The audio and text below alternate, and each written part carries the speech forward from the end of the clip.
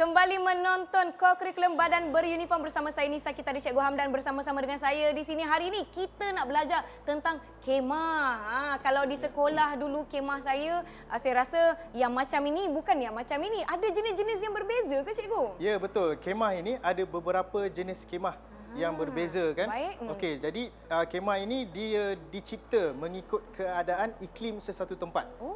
Contohnya kalau kita biasa masuk dalam hutan kan, kita pernah tengok kemah yang jenis A. Okey, ataupun kita panggil dia A-shape. A-shape, baik. Kemah ini digunakan biasanya di tempat-tempat yang lapang dan juga di kawasan tepi pantai. Kenapa Nisa? Sebab saya rasa dia memerlukan tanah yang rata. Tapi semua kemah perlukan tanah yang rata, Cikgu. Sebab apa? Kemah jenis A ni dia adalah satu kemah yang mempunyai pengaliran udara yang sangat baik. Sebab tu dia kalau kita berkemah di tepi pantai, betul, cuaca panas. Betul. Jadi angin kita pula memerlukan kuat, Cikgu. Angin kuat. Jadi kita biasanya kemah jenis itu yang kita akan gunakan. Kalau kita pergi berkemah di dalam hutan ataupun di kawasan pergunungan, okey, biasanya kita akan menggunakan kemah jenis dom. Ini jenis dom. Ini jenis dom lah. Okey, selepas ini kita akan saya akan tunjukkan cara macam mana nak memasang ataupun nak mendirikan kemah jenis dom. Saya dah tak sabar ni, Cikgu. Saya nak bina kemah, tapi tadi saya rasa agak sukar. Bukan agak sukar, memang sukar kalau kita cuba melakukan seorang diri. Betul tu. Seelok-eloknya jika kita ingin mendirikan kemah, kita perlukan bantuan seorang atau dua orang. Bantuan? Lagi. Ya, bantuan. Jadi saya perlu seru bantuan saya, Cikgu, boleh? Boleh. Saya nak seru. Muammar, mari bantu, mari bantu. Sila. Wah, terima kasih. Terus dia datang bantuan. Okey, saya dah ada seorang pembantu untuk mendirikan kemah. Boleh, Cikgu? Boleh. Okey, jom kita mulakan. Jadi sebelum kita mendirikan kemah, kita mesti kena tahu apakah alat-alat yang ada. Okey, untuk kita ingin mendirikan kemah. Baik. Jadi yang pertama adalah kanvas utama. Okey, ini adalah kanvas utama kita. Yang pertama. Yang kedua, kita panggil dia adalah flexible pole ataupun kerangka mudah lentur. Baik. Ini adalah flexible pole, kerangka mudah lentur. Dan seterusnya adalah ini kita panggil dia pancang. Kegunaan pancang ni adalah untuk tidak bagi kemah kita bergerak. Betul. Jika ditiup angin. Okey. Kita dah ada bahan-bahan kita. Jadi ini adalah 4 bahan asas ataupun alatan asas untuk kita mendirikan kemah. Faktor pertama untuk mendirikan kemah adalah kita kena memilih kawasan yang sesuai. Okey, kawasan dia mesti kena dalam tempat yang rata. Tempat yang rata. Sebelum kita menghamparkan ground sheet ini, kita mesti kemas dulu. Okey, kita tak nak ada batu. Tak nak ada batu, betul. Tak nak ada batu. Pastikan tanah tersebut bukanlah laluan air. Laluan air jangan. Dikuatiri apabila hujan, tempat itu menjadi laluan air dan kemah kita basah daripada bawah. Okey, yang pertama. Yang kedua, kemah ini mestilah bukan laluan angin. Bukan laluan angin. Jadi macam mana cara kita nak tahu laluan angin? Kita boleh menggunakan daun kering yang ada di dalam hutan ataupun di tempat yang kita berkemah. Kita hanya campak saja daun itu, kita tengok arah mana. Okey, daun itu pergi terbang. Jadi itulah laluan angin. Jadi boleh kita teruskan dengan cara untuk mendirikan kemah. Boleh, Cikgu. Mari kita. Jadi kita dah pastikan kawasan sini lapang. Okey, kita pastikan tanah pun rata, tak ada batu-batu. Jadi yang pertama sekali kita mesti kena menghamparkan ground sheet ini. Menghamparkan, baik. Okey. Baik. Hamparkan mengikut bentuknya. Okey. Baik.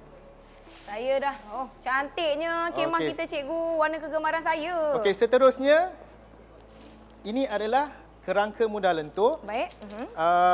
Untuk kemah jenis dom ini, kerangka mudah lentur dia akan ada 2 set kerangka mudah lentur tu. Dan kita perlu jadikan dia satu batang yang panjang. Okey. Baik. Amar boleh bantu saya.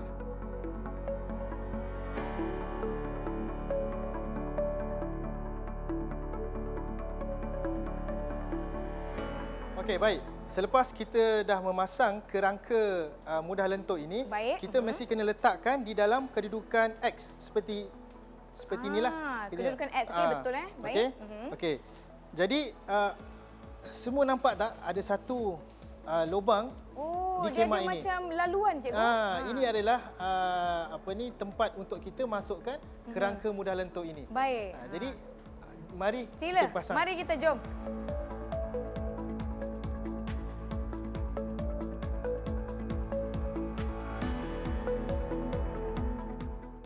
Okey, boleh. Okey. Okey, baik. Kita dah pasangkan. Okey, jadi inilah kedudukan kemah kita apabila kerangka mudah lentur ini siap dipasang. Baik. Jadi langkah seterusnya kita kena bersama-sama dalam kedudukan yang berbeza. Anissa boleh berdiri di sana. Saya di sini ya. Boleh? Okey, boleh. Okey, kita akan angkat kerangka mudah lentur ini dan kita perlu masukkan di dalam lubang yang telah disediakan. Baik, di hujung kemah. Di hujung kemah. Okey, jadi kita akan angkat serentak. Angkat serentak. Ya. Sana. Okey. Oh, jadi dia akan melengkung ya cikgu? Dia akan melengkung. Sebab tu dia dipanggil kerangka Mudah lentur. Baik. Okey. Masukkan. Di manakah?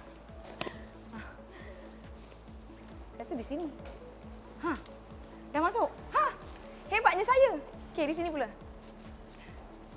Okey, boleh. Okey, boleh cikgu? Ini adalah kedudukan kemah kita. Baik. Apabila kita dah naikkan kerangka mudah lentur ini.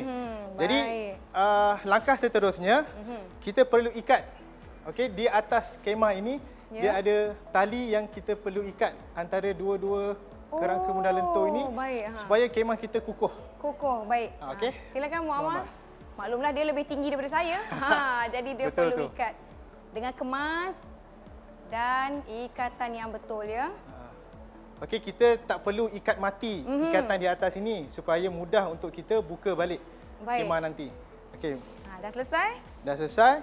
Kita periksa dulu kemah kita. Baik. Okey. Berdebar pula saya cikgu nak periksa kemah yang saya pasang ni. Saya pasang. Inilah. Baik. Okey tak cikgu? Okey. Oh, teliti betul cikgu Hamdan periksa kemah ni. Okey, baik. Kita cek dulu dalam. Okey. Terbaik Nisa dan Muhammad. Terima kasih. Okey. Jadi seterusnya untuk mengukuhkan lagi kemah kita, kita akan pasakkan ataupun kita akan tanam pancang ini ke tepi kemah di dalam lubang yang disediakan. Kita akan masukkan di dalam lubang ini 45 darjah. 45 darjah. Kalau di tanah kita akan ketuk ataupun pasakkan ke dalam pasak tanah kan. Sampai ini kita habis. tunjuk contohlah. Sampai habis? Ya. Oh, okey. Macam ni. Baik. Inilah kemah kita. Kemah jenis dom. Tapi saya perasan cikgu di bahagian kemah ini dia ada macam sekeping. Betul. Okey.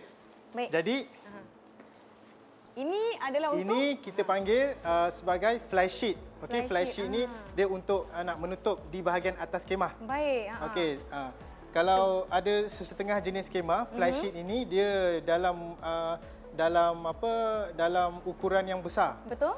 Tapi jenis ini ukuran dia sangat kecil lah. Kecil saja. Jadi kita akan cangkukkan saja di tali hitam yang ini. ada ni. Baik. Okey, saya dah cangkukkan di sini. Pastikan ianya menutup ruangan yang ada di atas sebab di atas tadi saya perasan dia ada jaring. Dia ada jaring, betul. Jaring itu untuk laluan angin lah. Pengudaraan yang baik. Maklumlah tak naklah nanti cikgu dah tutup kemah lemas pula.